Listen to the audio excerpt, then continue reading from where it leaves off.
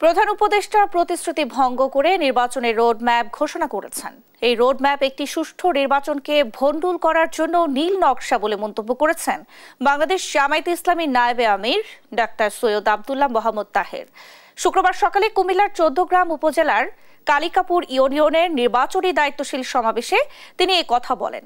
তিনি বলেন, অন্তর্বর্তী সরকার প্রতিশ্রুতি দিয়েছে নিরপেক্ষ থাকবে, সংস্কার ও বিচার দৃশ্যমান করবে, কিন্তু প্রধান উপদেষ্টা তার ওয়াদা ভঙ্গ করে নির্বাচনের তারিখ ঘোষণা করেছেন। ডাক্তার তাহের আরো বলেন, ফেব্রুয়ারিতে নির্বাচন নিয়ে জামায়াতের কোনো আপত্তি নেই, কিন্তু সুষ্ঠু নির্বাচনের জন্য আগে সব বিষয়ে সুরাহা হওয়া জরুরি।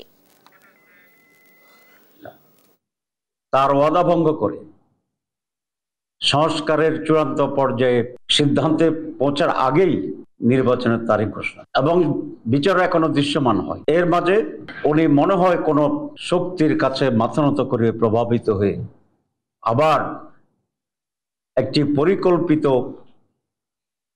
নির্বাচনের দিকে এগিয়ে যাচ্ছেন বলে দেশবাসীর সন্দেহ পোষণ করছে।